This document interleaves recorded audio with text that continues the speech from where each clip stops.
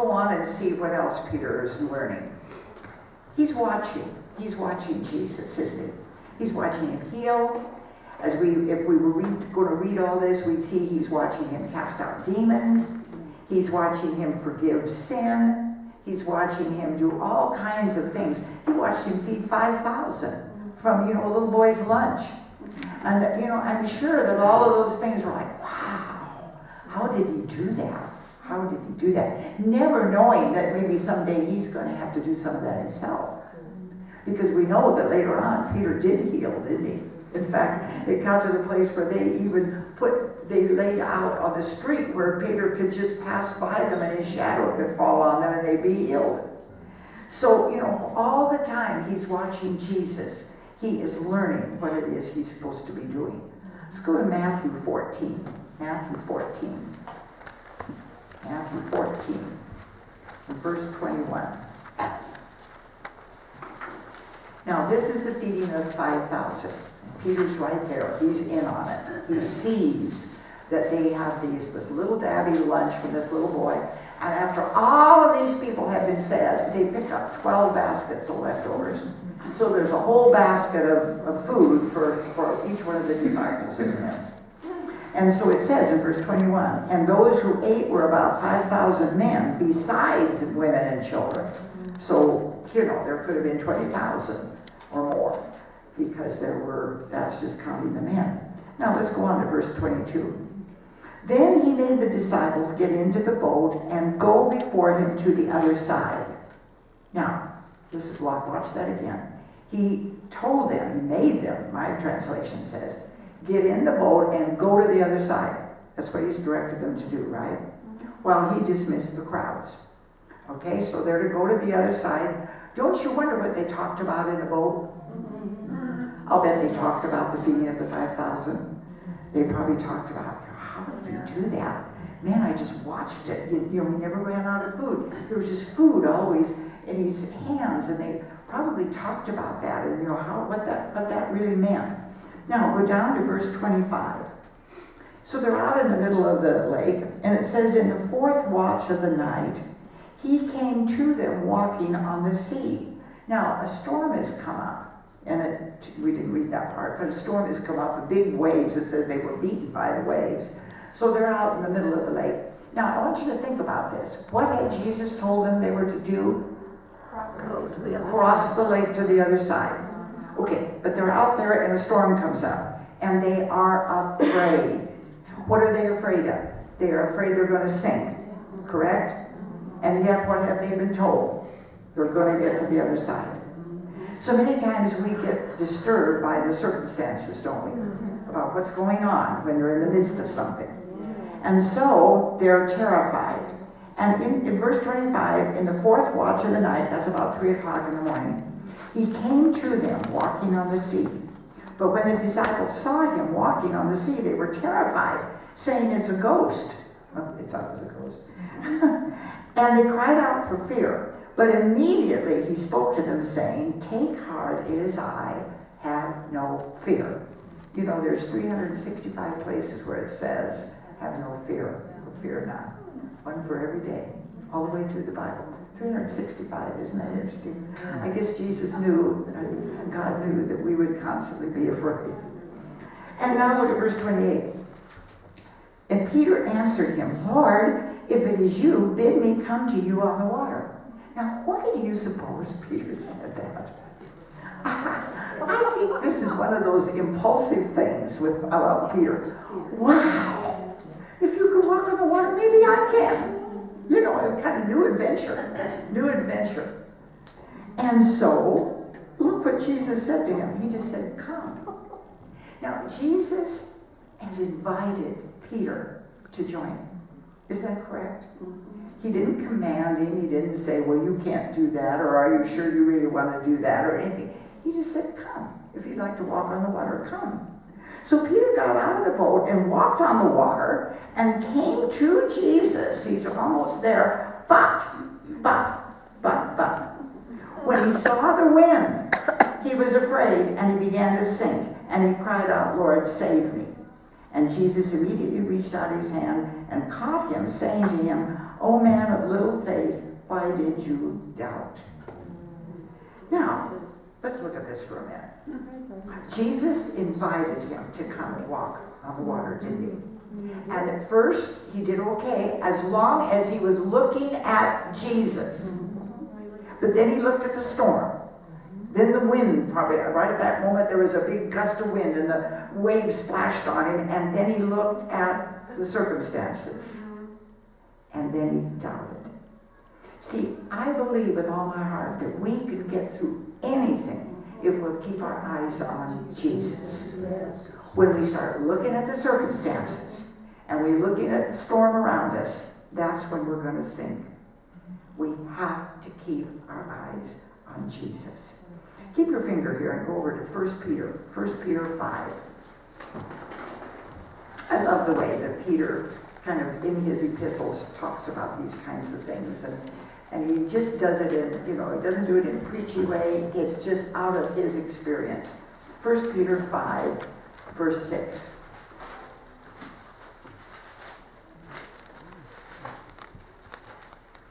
He says, humble yourselves, therefore, under the mighty hand of God, that in due time he may exalt you.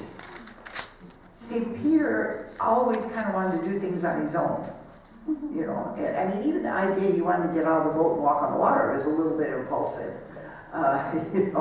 So he says, humble yourselves. That was one thing Peter had to learn.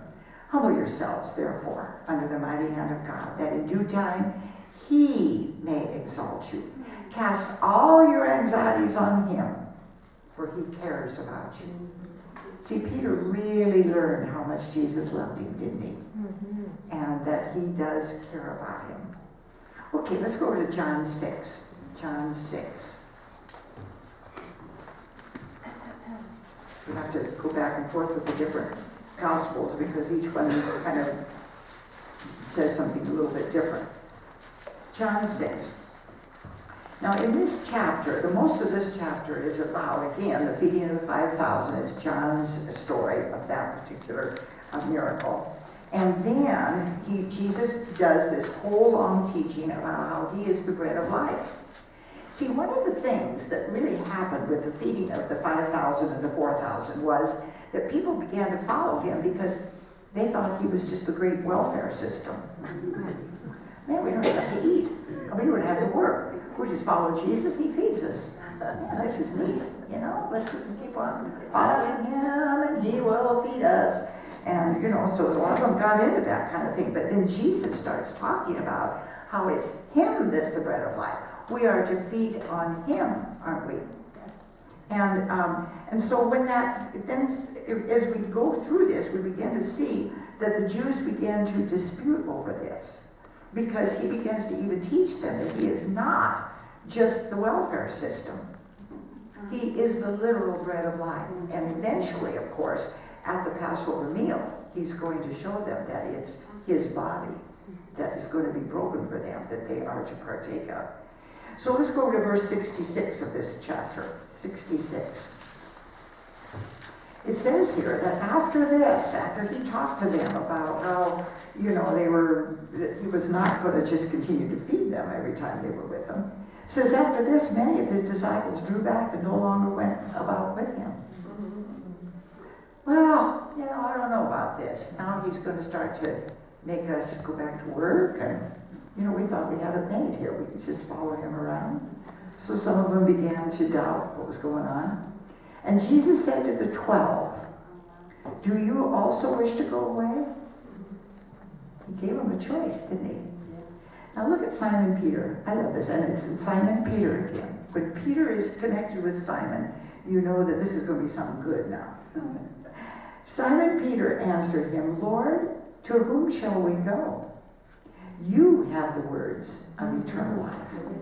And we have believed and have come to know that you are the Holy One of God.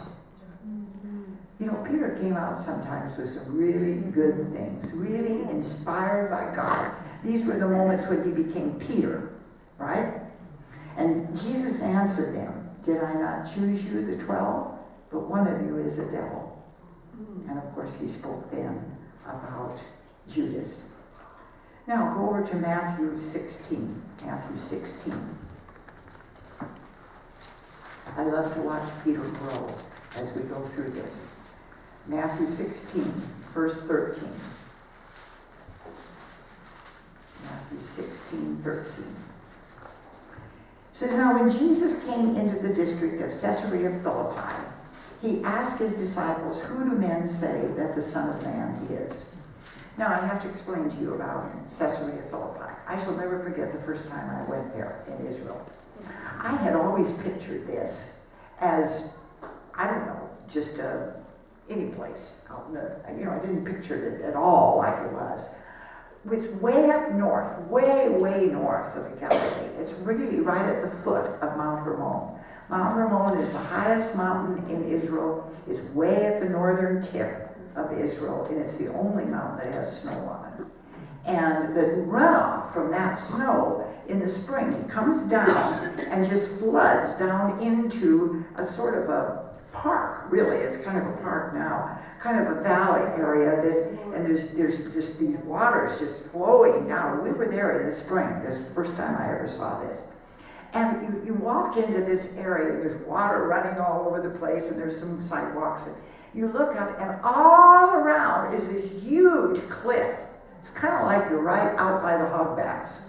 It's just cliffs. I mean, we're not talking about just a rock or a boulder. It's just a huge cliff. Well, in these cliffs are little dugout places where they had placed pagan gods. This was a real pagan place. And they had a little dugout place for the god of Pan and the god of Baal, and all of these shrines were around this place. And Jesus takes them there, doesn't he? He takes them right there to this place. And he says to them, who do you say that the Son of Man is? In other words, he's really kind of testing them. Am I just another God? Am I going to be just somebody that, that you're going to build a shrine to here in this big cliff? And in that area, over at one side, is a cave, a great big cave thing. And they called it the Gates of Hades. It was a cave, it kind of went down in, and it was, I don't know, I suppose it had bats in it, kind of bad things. And so the people of the area, and this was quite a pagan area, they called that the Gates of Hades, and so nobody wanted to go near that, But so they had all these other gods around to guard the gates of Hades. Okay, now I want you to get the setting here. Okay, so he asked the disciples about who he said they were. Verse 14. And they said, some say John the Baptist, and others say Elijah, and others Jeremiah or one of the prophets. See, they're reporting what everybody else is saying. And he said to them, but who do you say that I am? And Simon Peter, there's that Simon Peter again, replied, you are the Christ, the Son of the living God. He got it, didn't he? He got it. And Jesus answered him, blessed are you, Simon Bar-Jonah, for flesh and blood has not revealed this to you, but my Father who is in heaven. He's saying, Peter, you have a real revelation from God. The Holy Spirit's shown you that. This is a revelation from God, and you're right on. That's really what he's saying, isn't it? And then he says, I tell you, you are Peter. Now remember, he had told him earlier he was going to be Peter, but now he declares it. You are that rock, that stone. And on this rock I will build my church, and the powers of death, or the gates of Hades, will not prevail against it. Now where's he standing? Right there by the gates of Hades. And he's saying, upon your revelation of how you see me and what you have declared, that's the key. That's the key to keep the gates of hell or Hades bound. And when he says on this rock, that word rock there does not mean Peter. Now, some people think that the church was built on Peter. That is not correct. Peter is a little stone. The word Peter is excuse me, is the word, I can't find it on my notes, is the word Petros. Petros, which is a little stone. And the rock, building on the rock, is the word Petra, which means a rock bed. There's a difference between a stone and the actual rock bed, isn't there? And so he's saying it's on the rock bed of what you just declared. That's what I will build my church on. And then verse 19, he says, I give you the keys of the kingdom of heaven. And whatever you bind on earth shall be bound in heaven, and whatever you loose on earth shall be loosed in heaven. He said, Peter, you so got it. You so got it. And if you keep this relationship, this whole thing right, you understand who I really am, then you're going to speak truth. And I'm going to build my kingdom on the truth of what I am saying and how you're going to preach it. Because Peter was the first preacher, wasn't he? On the day of Pentecost. We're going to get there later. So this is really what he's saying is the truth of what we say must line up with the truth of who Jesus is. And that truth is the fact that Jesus is the Word. He is the Word. And so, this is a wonderful place. It's like, this is where, in a sense, almost the whole idea of the church comes to place. Because he talks about he's going to build my church. That's the first time he uses that word. It's the first time he uses the word church. Isn't that interesting? Now look at verse 21.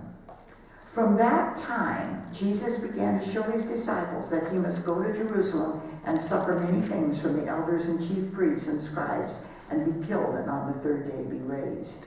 See, he began to talk to them now about, my ministry is going to come to a close on this earth, and I'm going to be crucified and raised from the dead. Now, we've talked about that. In verse 22, and Peter took him and began to rebuke him, saying, God forbid, Lord, this shall never happen to you. I'm sure Peter's saying, man, I'll be there. I'll guard you. You will not die. I'm going to protect you. But he turned and said to Peter, get behind me, Satan, for you are a hindrance to me, for you are not on the side of God, but on men. Now he's saying, now you're getting back in the flesh, Peter. I have to die. I have to die. I have to go to the cross. I'm going to be raised from the dead, and that's how my church is going to begin. That's what he's trying to say to him. And see, Peter was rebuked here. Now, isn't it interesting? He's just been praised for what he said, and then almost immediately he's rebuked. We can go from the spirit to the flesh pretty quick, can't we? And that's kind of what happened. But all of this you see is teaching and showing Peter what's going to be happening. Now let's go on over to chapter 17. After 6 days, now evidently they just stayed there and Jesus did some more teaching with them. It says, after 6 days, Jesus took with him Peter and James and John his brother and led them up a high mountain apart. Now I believe, and most scholars believe, that high mountain was Mount Hermon. They were right there at the base of that mountain. And Mount Hermon is very, very high. And like I said, it has snow on it. Most of the time, if you go to Israel, you will go up on Mount Tabor. And Mount Tabor has a big church on top of it. And that's where they say that the Transfiguration took place. And it's partially because you get to it. It's really difficult to get to the top of Mount Hermon. So it can be a place, and I've been there, and it's wonderful, and we've had wonderful worship services there, and it can be that kind of a place. But I truly believe it was at Mount Hermon, because history tells us that Mount Tabor at that time was the site of a Roman garrison. So he would not have taken them up on that mountain. Okay, so let's go on here, verse 2. And he was transfigured before them, and his face shone like the sun, and his garments became white as light. Now some scholars believe this took place at night, that he took them up on Mount Hermon at night, and that this happened at night. I don't know whether that makes any difference or not. Verse 3, and behold, there appeared to them Moses and Elijah talking with him. Now, all of a sudden, here is a tremendous transfiguration. Jesus moves into his resurrected body. They see him as he will be after the resurrection. And he's shining. It's kind of like if you could read the first chapter of Revelation, and see how John saw him, as a resurrected being. And as he appeared, maybe in some cases even after the resurrection. But he's transfigured, he's transformed in front of them, and then suddenly here's Moses and Elijah. Now what in the world do they represent? Well, Moses represents the law, doesn't he? The law. He also represents the Passover lamb, doesn't he? Because it was through Moses that Passover took place, that they were delivered out of Egypt and all of that. And Elijah represents the prophets. And didn't Jesus say that he came to fulfill the law and the prophets?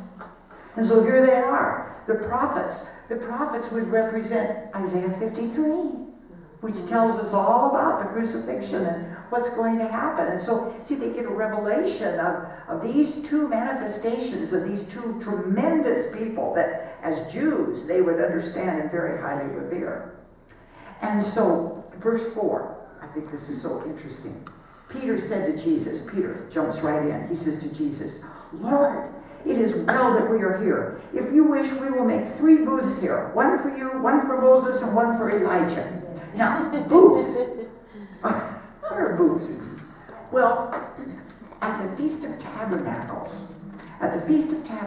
they were required to build booths or sort of outdoor dwelling places. The booth at Sukkot or at Feast of Tabernacles is usually a 3 or 4-sided enclosure with sticks over the top so that you can see the sky, and the whole idea is that they are to remember when they came out of Egypt and they lived in tents. But it also was a forerunner of the time when Jesus would come again and tabernacle with them. And so in a way, Peter's saying, this is it. You are going to come, and Moses and Elijah are going to come. The Feast of Tabernacles is here. We'll just build booths right up here, and everybody can come up and worship you here. I mean, that's Peter's plan. Can you see it? I mean, he's jumped way ahead. We haven't gone through Passover. I mean, we haven't had the Passover lamb fulfilled at all. We're all of a sudden at Tabernacles. Because you see, they wanted a king. They wanted a Messiah who was a king. And so, we'll just make him king right now. He is the king. He is transformed. He is the Messiah. Peter gets that. He gets that he is the Messiah. But you see, he's jumped way ahead. Sometimes we want to do that, don't we? We want to do that. And I love this. Look at verse 5. While he was still speaking, Peter's still going on with his probably how big they're going to make him and, blah, blah, blah, blah. And when, lo, a bright cloud overshadowed them, and a voice from the cloud said, "This is my beloved Son, with whom I am well pleased. Listen to him." Well, when God speaks, you shut up, don't you? I think Peter just was like, wow, woe is me. Covered his mouth. I love it. But because you see, God intervened. He said, "This is my Son." And there's a plan, and we have to do it according to the plan. And then it says in verse 6, when the disciples heard this, they fell on their faces, and they were filled with awe. But Jesus came and touched them, saying, "Rise and have no fear." And when they lifted up their eyes, they saw no one but Jesus only. And Jesus was, I believe, back in his normal body. And the vision was kind of over. Keep your finger here and go over to 2 Peter 1. 2 Peter. Second letter of Peter. 2 Peter 1, verse 16.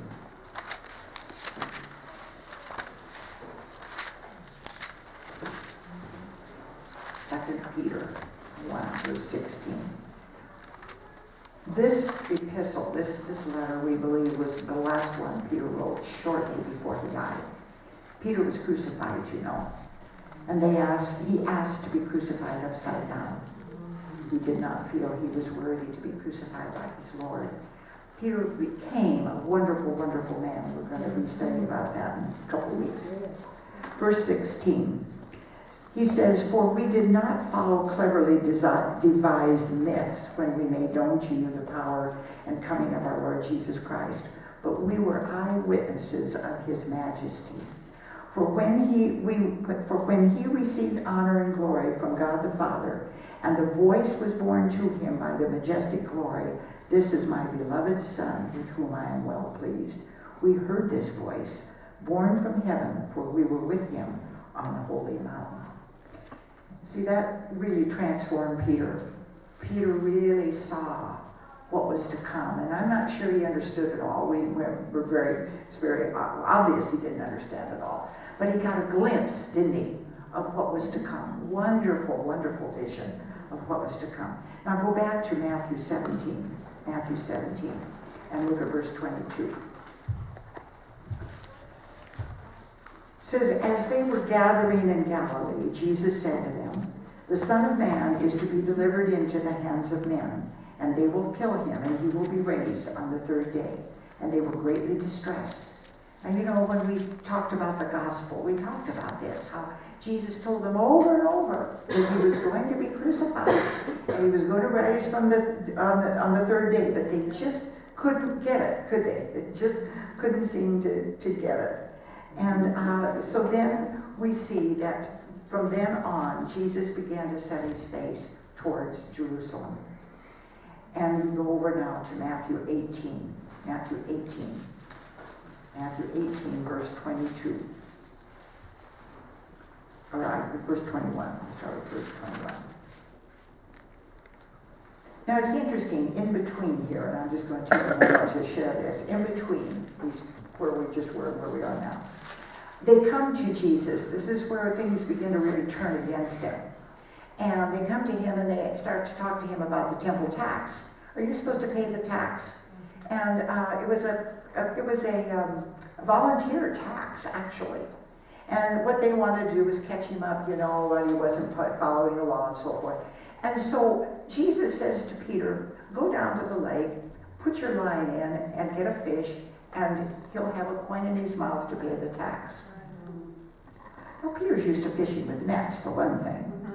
He's not been a fisherman for quite a while. And I would just wonder what Peter thought as he goes down there with a little line and a hook. And he thinks, "I'm supposed to catch a fish, and there's going to be a coin in his mouth." Now, it wasn't too unusual for fish to get coins in their mouths, because people would drop coins in the lake, and sometimes the fish thought it was something good to eat, and they'd, put it in their mouth, or maybe even swallow some of them that were very small. But he goes down, the very first fish he pulls out, sure enough, there's a coin in it, and it's enough to pay for both Peter and Jesus. Yeah. And, of all the fish in the Sea of Galilee, that particular one was prepared, just like we studied about how God prepared the fish for Jonah. And he pulled that coin out. I think it's just so unusual. Peter just got to see a lot of really, really neat things, didn't he? Really neat things. Okay, let's look at Matthew 18, verse 21. Then Peter came up and said to him, and Peter just, I think all of a sudden he thought, "Man, I haven't asked this question yet." Have you ever had questions you want to ask the Lord about? Yes. Oh yeah, me too. And I sometimes ask him, and I think, well, probably I'm not going to get that answer until I get there, But he comes up to me and says, "Lord, how often shall my brother sin against me and I forgive him? As many as 7 times?